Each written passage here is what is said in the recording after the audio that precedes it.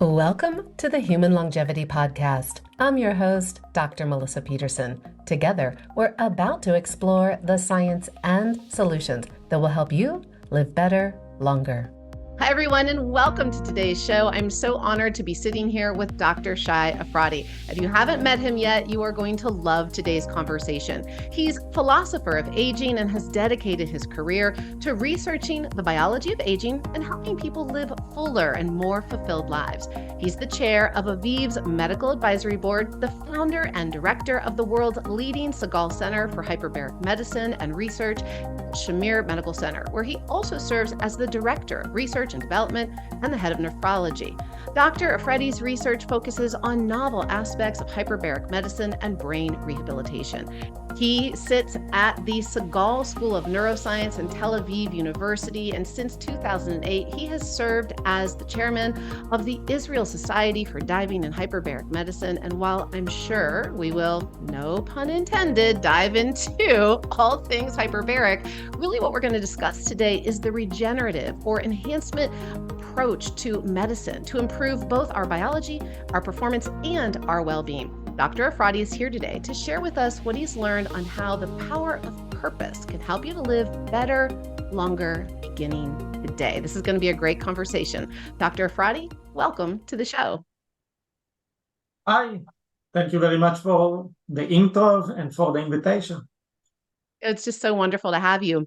You know, your work is really fascinating because you started, if I'm understanding my history and timeline correctly, you kind of had some really interesting ahas around the power of regeneration that led you into hyperbaric medicine. And I want to unpack, because we are going to talk about purpose, and your work has just been long and esteemed. And so I want to kind of build that arc for our listener. How did you go from the research side and looking at what's going to regenerate and create, new stem cells, all the way into really connecting with the power of purpose? So kind of from the petri dish out into everyday life, there's a lot of ground to cover. So where do you want to start? I will start by saying that what we are really dealing with is performance. Okay, I think that's the word. And when we are speaking about performance includes the biology, includes our knowledge, our ability to process the things that happen around us, and our ability to execute the things that we want to do. This is performance. Okay.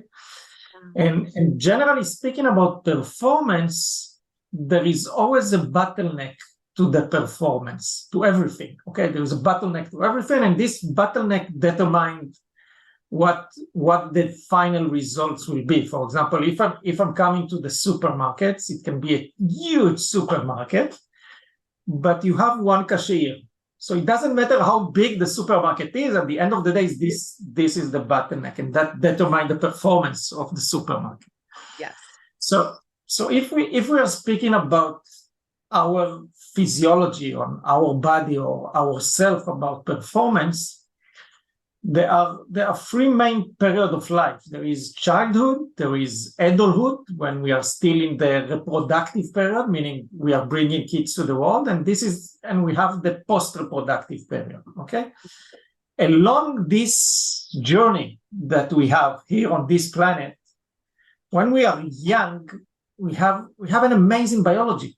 Okay, everything is building up. We have huge amount of stem cells. We have blood vessels that are very potent. Okay, so the performance is sky up. However, the bottleneck is the knowledge and the life experience that we have. That's the bottleneck to the performance. And along life, what's happened? We are gaining more and more in knowledge, more and more know-how. And then the biology become the limiting factor, become the bottleneck. So that's easy, because if we will open that bottleneck, we are actually generating a new species. Okay. For example, when I'm looking about myself, I'm 53 now. When I was 18 years old, I was quite stupid. Okay. I don't want to be 18 again. Okay. I made such huge mistakes. Okay. I needed to deal with things that I don't need to deal now. I know so much today. Okay. So I want to be 18 with regard to the biology, but not with regard to the knowledge and the life experience. Right. So that's what we need to open. So once you're saying that, you're saying, okay, great. So all I have to do is to open the bottleneck. So what the biology bottlenecks are? Okay, what is the major things that change from childhood to the age we are once we are bypassing the age of 45? Okay. So if we are looking at ourselves, let's look before about other species in nature. All species in nature, once they are bypassing the reproductive period, meaning when they are not able anymore to bring the next generation to this world, they are either being killed or eaten, okay? Or that's what happened, okay? Yeah, they're obsolete. They're not needed anymore. They're not needed, okay? So they're disposable with regard to nature. However, we, Homo sapiens, we continue to live a significant period of life after the reproductive period, okay? So there must be an added value for that, because otherwise we wouldn't become the champions of this world. Actually, we are controlling everything that happened on this planet. So there's an added value for that.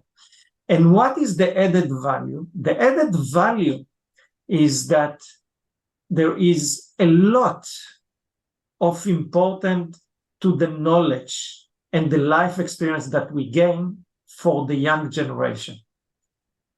And that's why nature wants to keep us. For example, take a tribe that lives in the jungle, okay? They have a hurricane, huge hurricane. They don't know what to do. What they will do, they will go to the oldest and they will ask them, oh, what should I do? And then the oldest will tell them, 20 years ago, we had something like this. We did that. It didn't succeed. Don't do the same that we did. Or we did that and it worked, so do that, etc., etc. So okay, this is, if I may, this is actually really a really important point. So in essence, not, the elders matter. Of course, you and I know that. And there is a reason, right? There is a reason to keep our elders well. If we look at the stats, knowing that as we are living longer, not better, and the population is decreasing on the front end, right? So we're going to have more 65-year-olds than 18-year-olds in just another 6 years as the numbers are going kind of globally. And so before we even go into the biology, and I'm with you, we have a bottleneck, right? And I love what you're saying, and I want to come back to that. But I just want to know your thoughts, especially because you have a global perspective. You live in other places around the world. How do we truly, first and foremost, bring back the honoring of our elders so that our elders want to stick around too, right? But so that this conversation of saying, hey, we want to keep this knowledge. Yeah, but are we even reaching out and making use of it right now? So you're touching the base, and this is the most important thing. The important thing is make yourself needable. Okay, that is a quotable moment. Make yourself needable. Because if you are not needable, you are disposable. If you are needable, the biology will do whatever it can in order to preserve you. And I will give you an example. The number one risk factor for all age-related disease is retirement. Yes. That's the number one risk for all age-related disease. So what we should do is not retire. As simple as that. And not retire not because of the economic perspective, because usually people think, well, I have the right to retire now to get my pension because I worked all my life. How stupid can you be? Okay? It's the opposite. It's the vice versa. Say, I don't want to retire. I want to still be in the game. I want to still be needable. Okay. And I will give you an example from my world. Okay. For example, a couple of years ago, I had to be in charge also in the nephrology unit. Okay, I love biology, and biology, if you take nephrology, you take the kidney as out, this is an amazing opportunity to play with all the biology. You take full control of the body. I enjoy it so much, it's great. Okay. People say, oh my God, everything is so complicated. I said, yeah, this is great. Everything is complicated. Let's enjoy it. Okay. So for example, the head of the department, who is, I love him so much. And there is a point when he needed to retire. He reached the age of 67. And then you come into somebody who is fully active, okay, fully needable, wake up early in the morning, stay until late at night. His phone is always ringing. And then suddenly the day after, he's nothing. He's nothing. Nobody calls him, nobody asks him, nothing. And you know what they do? They call the cellular company and ask him, my cellular doesn't work. Why? Because it doesn't ring all day. Okay, so what did I do? I came to him a month before, and I told him, my dear professor, I need you. I need you. You cannot retire. I need you. The residents need you. We need you to teach. I don't know. I need your help. I still need your help. I understand that now it's your time to retire, but I need you. I need you. I want you to help me. Okay? I want you to come. I want you to teach the resident. I want you to sit with me in the round table in the morning so we can bring up questions and some quizzes that we have. I need you. I need you. And you know what happened to him? He had tears from his eyes. He was so happy. And when he's coming, I said, I need you. And this is the most important thing. And people think about retirement. It's my right to retire. I need my pension now. I don't need to work anymore. Now I get money for that. And people look at retirement from economic perspective. Can we afford it? Not afford it? Should we? And I'm saying the call for changing the retirement age should come from the Ministry of Health, not the Ministry of Economy. And if you're looking at the blue zone in different areas around the world, and you look at the people who have a fruitful, enjoyable age in life, those are the ones that are needable. Those are the ones that are needable. And people who don't understand how it affects the biology, I give them an example. Think about yourself going in a dark street, and then you have a corner, and everything is dark. What will happen to you when you are coming to the corner? Your heart rate will go up, okay? You're tuned up. Everything is ready because you are being prepared to the next turn. Mm-hmm. The same over here. The same over here, okay? You have to be needable, and then the biology will do whatever it can in order to help. I will give you another example. There are some guys, for example, in Israel, who had the privilege to do an exit, okay? Meaning they have built up a company, they earn a lot of money, they don't need to work anymore, and then they are coming to me, and they are saying, Shai, I want you to be my physician, I want you to deal with me, I want to say. And then I ask them, okay, tell me about your daily routine. Saying, I don't have to work. I said, okay, so what do you do? And he said, I'm waking up in the morning, I'm going down to the beach, and then going back home, and I'm hanging around and asking him, okay, so what do you do on Monday? He said, I'm waking up in the morning whenever I want to go to the beach. And then I'm telling them, I cannot treat you. I cannot help you. And he asked why? Because you are disposable. He said, but I will pay you, I will make a donation, I will do whatever you want. I said, no. The first thing is we need to fund a mission, a purpose, okay? You need to be needable. And you know what is the next question is, okay, I can do that, but how can I know that I'm needable? Yeah. There is a simple answer for that.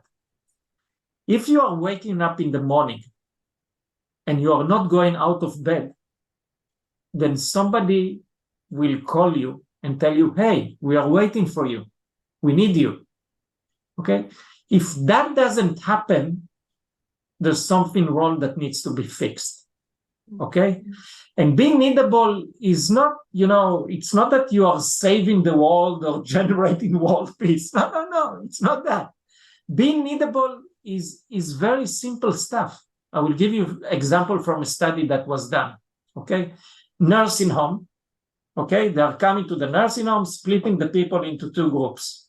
Yep. For one group, they are telling them, you are needed to take care of the garden. The other group, nothing.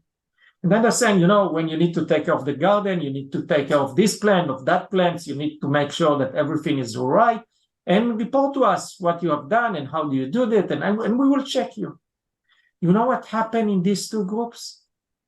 The amount of diseases, the amount of complaints, the amount of degeneration is declining dramatically. And again, it's not world peace. They are needable for a certain thing, even a small thing, but you have a purpose. If we are looking at the blue zones around the world, we are not leaving the elderly aside. No, they are still part of the community. You can look about somebody at the age of 80, and they're saying, I decided that I need to change my career. Saying, really, what now? I did that until now, and I think that it's time for me to change the career for doing something like that. They will never say, I'm retiring. Right. Never retire. Never, ever retire. Never, ever be disposable.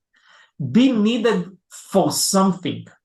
It doesn't have to be full day. It can be 2 hours per day. It can be 3 hours per day. It can be 1 hour per day. Something. First of all, that's going to be your next book. Be Needable. That is the title. Or your next TED Talk. That is so fantastic. So I'm curious. Let's connect dots, in the story arc. Do you, by any chance, in your research, in your intake process, is there a way right now that you are subjectively quantifying if somebody perceives that they're needable, if they are answering, if they feel that they have a purpose, if they're answering a few of those kind of subjective questions, just to give you a little peek into their mental, framework before, because I'm just really curious, what are you seeing in the data if they say they do versus don't, and they're going into these different treatments? We know that the treatments are highly effective, yet are you assessing it, and then are you seeing a difference in results on the other side of it with that bottleneck? Yeah. So the first process is knowing. People say client. I never say client. It's a new friend that you gain. Okay. Everybody who's coming into my office is like I have the privilege to have a new friend. Okay. Yeah. It's a friendship relationship. So I ask him, tell me about yourself. And then they are shocked, especially in the US, because in the US, what do you mean, tell me about myself? Okay. They are used to question like, how are you today? Okay. But when you're saying in the US, how are you today? It's not that you mean really to get to know the person. I did it a couple of times in the US when I'm walking around. You say, how are you today? And then I say, now that you ask, I must tell you, I have a terrible day. And then they look at you, how come you share your life with me? Right. Okay. Yeah. How dare you actually answer the question? How dare you? How dare you answering the question? How dare you? Okay. So you need to sit and know the new friendship that you are generating at the moment. And you look at it as a friendship. Okay. And when you're looking at it in that way, you need to understand the other person perspective. Okay. Not your perspective. Really listen, really understand who is in front of you. Yeah. And once you're doing that, you should understand the environment, what he's doing in the daily routine. Mm-hmm. And then after that, speak about a goal. Okay? What is your purpose? Now, some of the people will come in front of you. I had the privilege, I will not say the name, to sit in front of somebody who is above the age of 80, okay, is very successful in life. in real estate, and I asked him, tell me about yourself. And he told me, I did that and that, but what I'm planning on doing now is I'm thinking about how can I build infrastructure on the moon when we're going to settle up the moon. Okay, he's 80. Okay, so that's another issue, by the way. How do you define old? Okay, correct. Okay, so looking at this, for example, when you're speaking to an old man, he will always tell you, I used to do that. Before I did that, I did that. And he will speak only about the past. And when you're speaking to a young guy, he will tell you, I'm intending on doing that. After I will do that, I will do that. I'm learning that in order to do that. I'm doing that in order to do that. Now, this 80 years old person who is planning on how to settle the moon, okay, he's young. He's totally young. He has all his future in front of him. I will help him with the biology. It's not a problem. That's easy. I can build his stem cells. I can work in his biology. That's easy because he has a purpose and we will reach there. Okay.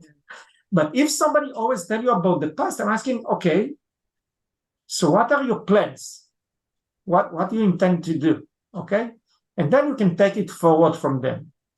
We have a VIV center in the US in a place called the Villages, which is quite unique. And when I came to the US at the beginning, we had different options. Where do you want to put the first center? I didn't knew anything about the Villages, zero. I never heard about it. But have a good friend, Dr. Elliot Sussman, who established the medical network over there, who asked me to come. He said, Shai, I want you to come. I don't want to speak. I just ask you to come. And he's a friend. I said, okay, I will come. And I came over there. The Villages is the largest retired community worldwide, but they are not retired. They're above the age of 55. Every evening, everybody's going up, drinking, hanging around, playing around, okay? It's probably the number one area in the US for sexual transmitted disease. Folks, excuse me for saying that, okay? So that's amazing. That's amazing. People there they're not doing world peace, but everybody's working, everybody's the club, everybody's hanging around. They are planning what they're going to do next, okay? What will be their next journey, their next lab, their next mission, okay? They are all hanging around. They are working not for living. They are working because they need to work for the community. Amazing place. And I said, "Whoa, this is an amazing place. Okay, that will be the first place in the US. I love it." I hope you're enjoying today's show. And listen, I wanted to give you the quick inside scoop.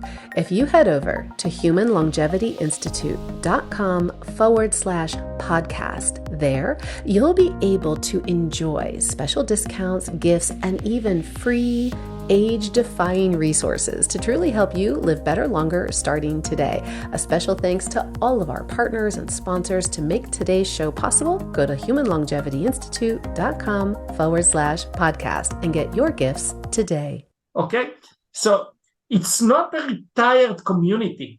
It's a second career community.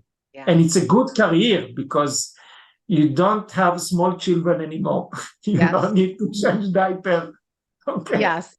My dad says he and his friends are just like, what's great is that it's just like being in college, but we're not broke. And there is something to it. And I want to break a few things down because I think that we can all agree. Yes. When you have a need, you are needed, places to go, people that are waiting for you, looking for you, excited to talk to you, responsibilities. We call the forward-thinking centenarian consciousness. Any centenarian holds this exact same component within how they think. They're always looking forward. They're looking forward. What's next? What's next? So exactly what you're saying. And I love it because, yes, that makes total common sense. And it also steeps out in the literature, right? Of how the biology follows belief. 100%. I love this. And we are going to come back to it. But here's the thing I just want to bring up, because I believe that sometimes, after over almost 30 years myself and thousands of patients, so many people, clients, friends, I love it. I love that. I love that everybody coming in as a friend. It's a relationship. Some people, they need their diagnosis, because that's the only way they know that they find meaning in the problem. And I'm not in judgment. We cannot see our own blind spots sometimes. So I want to talk to you because I love it. You and I could sit here and just chat with you all day. And I love lifting people up to the positive side of life. But I do want to just take a moment and honor, especially here in the US. And I know that where you're living, you know, there is a lot, there's a lot of pain and anguish around the world. There are a lot of people that don't identify with having a sense of purpose. I actually do ask that on my intake. And I have a whole well-being section. And I was surprised how many people would tell me, and also then in that admit to themselves that they're not supported. They don't feel needed. They don't feel that they have a sense of purpose. And and I can only speak to what it's like here in the US. Then people, because purpose is such a big, important conversation topic, people all of a sudden feel like, well, now I'm even more messed up because I don't have a purpose. And now what is my purpose? And they do think that they're supposed to go solve world hunger or that it's something big. And so I love that you're saying, let's keep it simple. Just where can you be of need, right? But when somebody is really feeling purposeless, let's say they don't have a social network, they don't even know that they don't feel needed. They just I, know that life is a little gray. I will tell you something. You're saying social network. It sounds big. Okay. When I was in the first grade, my grandfather, who was amazing, okay, he is inspiring person, okay. He came to me and he asked me, Shai, how many friends do you have? I was in first grade, keep in mind, I still remember them. And I start counting and I said the name. It was 1, 2, 3, 4, 5. When I reached 20, you know what? He said, stop. I said, why? I have more. He said, you don't know what a friend is. Yeah. Yeah. Okay. So when you are saying social network, we don't need network. We need 1 or 2 friends. Okay, that's really what we need.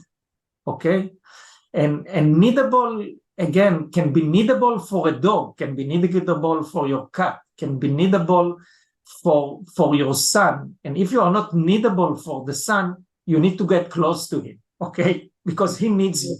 Okay, he's only too ashamed to ask for your help. Okay. So Microsoft needable for something. And again, it's not world peace. It's not flying to the moon. It's not that at all. It's not that at all. You need a companion to go with. Okay. If you have breakfast with somebody every morning, or if you are playing bridge with somebody every second day, and then suddenly you are not coming, he's the one who will ask you what's going on. Why did it come? I waited for you. So you're needable. That's it. That's it. Small stuff. Not a big deal. In the blue zones, if you look at the blue zones, you go to Greece, okay, to certain area. They are not saving up the planet. They even hardly know how to read, okay? But they are needable for the guy next to them, who lives next to them, because they're supposed to hang up and play cards together in the next day. That's it. That's it. You don't need more than that. Well, I think you've just solved it, Doc. I mean, like this is the most straightforward, and I'm not minimizing it. I love it. I love it. So it is, and like you just said, be needable for your cat, for your dog, for your garden, for your family, right? For the friend that you're gonna play cards with. Like there's so many. So what I'm hearing is let's not overcomplicate it. Let's keep it super, super simple. That in fact, there was a really great study in a nursing home, similar to what you were referring to, how one group was given a plant to take care of. Something as simple as the caregivers gave the residents plants versus those that didn't. And again, true to form, what did it do? Lowered exactly like the same type of stats you were referring to, lowered their incidence of symptomatology, medications, problems. Basically, they were experiencing improved health And it also showed an increase in their counterparts over just their lifespan. So if we keep it simple and we realize let's be needed and needable, then that's a beautiful place to start. So I'm curious, you have a lot of places that you're needed on the idea of purpose. How would you define your purpose? It's a moving target. I appreciate that. To tell you the truth, that's a moving target. You don't know what will happen. The most important thing is to be open, okay? Like an empty can. You're coming, if you have an empty can every day and you're ready to be filled up so you can enjoy it. But if you are coming all full up, okay, then you have no space for anything. So it's a moving target. Every time you have some, I believe that if, for example, I was living, let's say, 2 decades ago, I would probably be focusing on infectious disease to develop the next antibiotic, because that was the #1 killer worldwide, okay? And if I was living a decade ago, probably I was thinking how young women can bring children to the world in a safety manner, because that was the #1 killer of young lady. So today, the biggest challenge that our Western society have is age-related diseases, or if we want to call it age-related malfunctioning. Yeah. Okay. This is worse. I'm not speaking about longevity. I'm speaking about health span, about being productive. Okay. At the end of the day, we are all coming to this world for a journey. Okay. As long as you can enjoy the view, as long as you can feel the wind on your face, it's a wonderful journey. Yes. But if you are sitting in the car, everything is dark, closed, you don't feel anything, who wants to be in that journey? At least not me, okay? So it's a moving target. So that's the purpose that I have at the moment, because I think that this is the biggest challenge that our Western society is facing.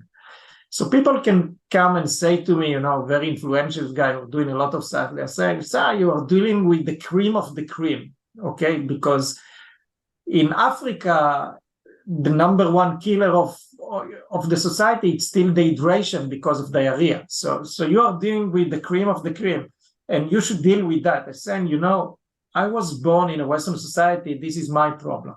Okay, so I'm dealing with my problem. I assume that if I was born in other place, then probably I was dealing with other stuff. Okay, but this is my neighborhood. This is not the cream of the cream. These are the things that I see on the daily routine. This is my parents. This is me. I don't want to go back to diaper. Okay, I have been there once. I don't want to be there again. Right. Okay. So this is me. This is my perspective. And every day you are dealing with something. You're doing. When you are doing research, the best research is if you have failures, you're trying something, you fail. It's a privilege to fail, because you understand that your paradigm was wrong, and then you're moving to a completely different scenario. And be open, so my goal, my biggest wish will be to generate, you can say, a dementia-free society or Alzheimer-free society, okay? Because my perspective is if we cannot understand what's going on around, then who cares? Okay, doesn't matter anymore. But this is my perspective. So let's go there. Let's go there for with some of the time that we have left today, because this is really important. Of course, like, how do we begin to decrease the likelihood and the expression of age-related decline and disease? With one of the largest problems that we are facing globally is all around cognitive decline, right, in multiple different forms. So when we think from that lens, and it's really interesting because purpose actually has a place in preventing cognitive decline. When we are needable, when we have a sense of purpose, a reason to get up and get out of bed from big to small each and every day, it does correlate in the literature that it actually preserves our cognitive function. We typically exhibit healthier behaviors. We do engage with social connection, right? We are up and out in the world, and our overall sense of well-being is enhanced. So that's a good thing. Yet, what are you working on? Because you do so much in the field of regenerative and hyperbaric medicine. So, what are you seeing that is working now, as well as what's coming down the pike? Even especially, so much has changed even in the past year with AI. So, let's talk about how we really start to change the face of cognitive decline, age-related disease, so that we can have a healthier brain collectively and individually around the world. What are you seeing? Where do we start? So we should start by saying a simple statement. Okay. The brain is a tissue. Surprise, surprise. Okay. The brain is a tissue, like any tissue that we have in the body, like the muscles, like the skin, like any other tissue. It's a tissue. We used to speak about the brain in a mystic fashion. We are saying cognition, personality, we are doing CT, MRI, high tech, but the brain is a tissue. And the only difference between the brain and the other tissue is that the brain is not accessible for us, okay? You do not see it. It's been well hidden. So like any other tissue in the body, whatever caused damage to other tissues, surprise, surprise, the tissue of the brain will be also damaged. If you are eating crap, this crap will go into that tissue also, okay? This crap, like it damaging other tissues in the body, will damage also the brain tissue. If you are smoking, you're taking some toxic inside you, this toxin will accumulate also in this important tissue. So it starts, first of all, let's eliminate the junk and the crap that we put to our body, because it doesn't go only to your leg or to your, let's say, butt or belly or whatever it is. It's stuck also here. You just don't see it. Okay? So take this out. And when you are improving your cardiovascular and when you're improving your vascular bed, surprise, surprise, we have a vascular bed in our brain also. Okay? On top of this, we can add some triggers that can induce more stem cells to replicate, generation of more blood vessels. That's on top of this. But start by taking the things that takes you down, take it out of the table. Once you're taking it out, now let's see how we can build up. So with regard to the brain, today we understand that the brain tissue is changing all the time, unlike what I was taught in medical school. When I was in medical school, the concept was, this is the neurons that you have. That's it. From that point on, you are only losing. You are not gaining anything. But the brain is a tissue. And it happens to be that also in the brain, we have stem cells, high concentration in the hippocampus. These stem cells can replicate and migrate. And actually, this brain that speaks with you now, the tissue was not in medical school. It's all fresh tissue. Just like the skin that is changing all the time, this tissue changes all the time also. Slower, more complex process. Everything is good, but it's still changing. So that's when you come to think about it, that it's changing all the time, that gives you also the privilege to be flexible with yourself. Okay? Don't stick. Okay? The tissue is changing. So we have stem cells. It happens to be that after a certain age, the replication of these stem cells is slowing down so we need to push it. So how we can trigger these stem cells to start to replicate, but stimulating them. What is the most powerful trigger for stimulating stem cells proliferation? Hypoxia, lack of oxygen. Historically, if I have a damage to a certain area, let's say to the hand, what will happen because of this damage? There will be lack of oxygen supply. So when the body signals lack of oxygen supply, it knows that there is a problem. It's saying, oh my God, there is a problem. I'm feeling hypoxia. Okay, it doesn't matter now how it happened at the cellular level. It's saying, okay, we have a problem. Houston, we have a problem. let's start the stem cells to replicate. So stem cells are replicating, new blood vessels are generating, all the regenerative system is being activated. Okay, so thinking about that, you can take a person, hold his breath, stop his heartbeat, you won't have oxygen, and the stem cells and the regenerative will start to work. There is only one problem with regard to that. You will really need it, okay, because you will have an injury. So we were saying what the body actually sense. Does the body sense absolute values, or does the body sense the delta, the fluctuation? There is no absolute in life with regard to anything. You will feel rich or poor, not based on the absolute that you have, based on what your neighbor have. If you have more than him, you're privileged. If you have less, you say, I have, but look what happened over there. The same in the body. So then we generate a certain protocol, and it has to be this specific protocol. It took us more than 10 years to optimize it. That you take a person, you put him in a suite. This is the chamber, okay? You compress the chamber with air, and then put the mask of oxygen on. But doing in this protocol, we are increasing the blood oxygenation from 100 mercuries to 1600. This is one thing. But then this is the trick. We ask the people to take the mask off.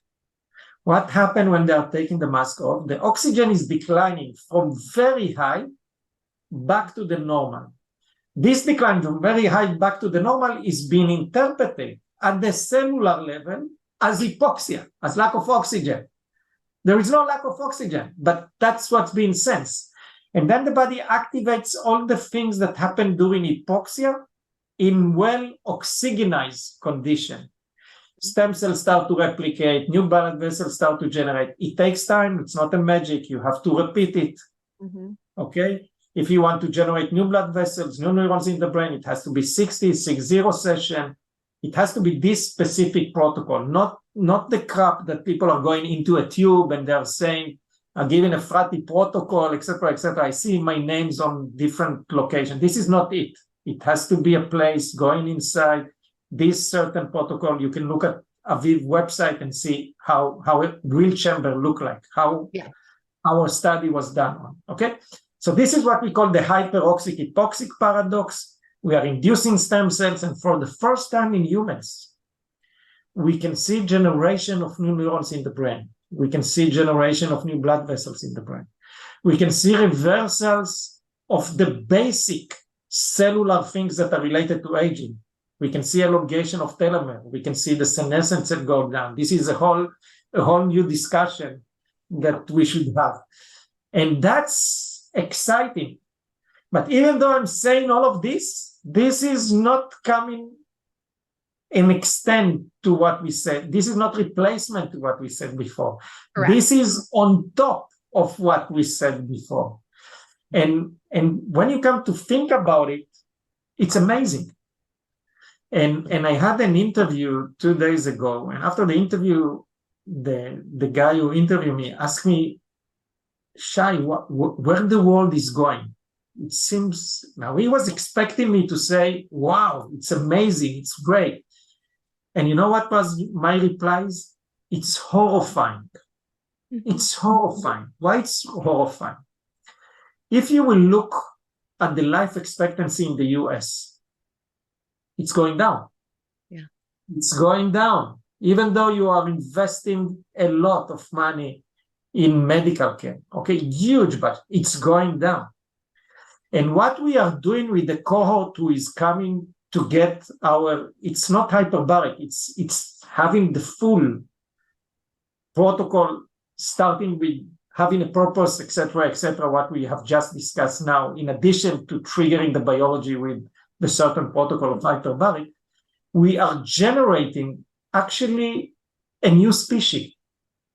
And this species have life experience, have knowledge, no limitation with the biology, okay? As your father, they are not broken, okay? They have the privilege not to think about how they are bringing the bread to the table on the next days. And these people can take this amazing performance that they have to whenever they want.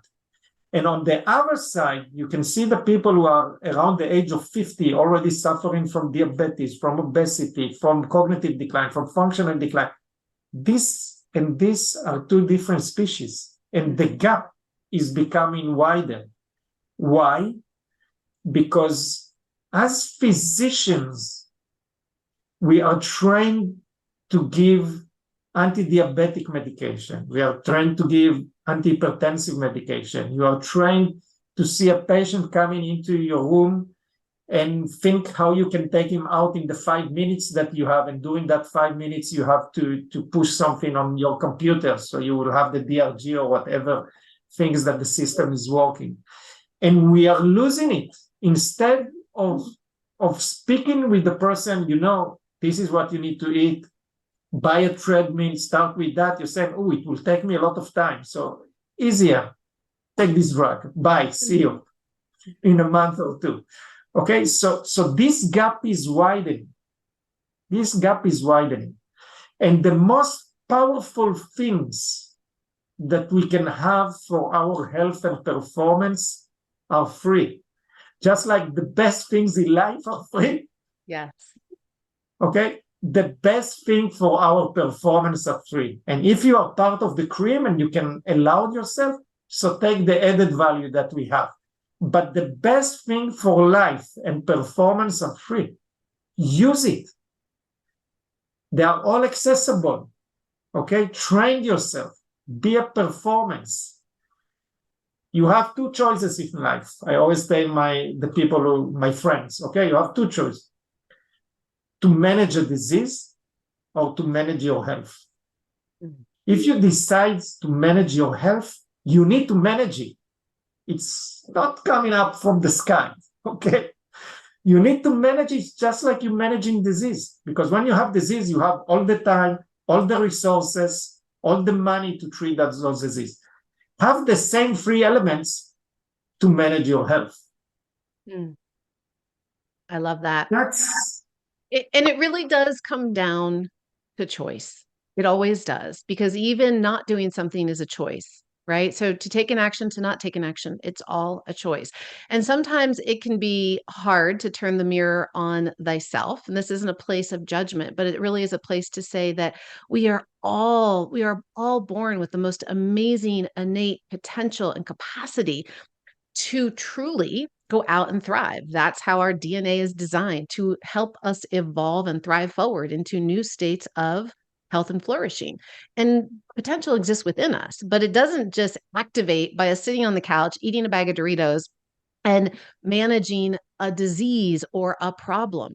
What activates this full expression, I love, you've broken it down into such really simple yet profound and powerful language, Doc, is, first of all, make yourself needable.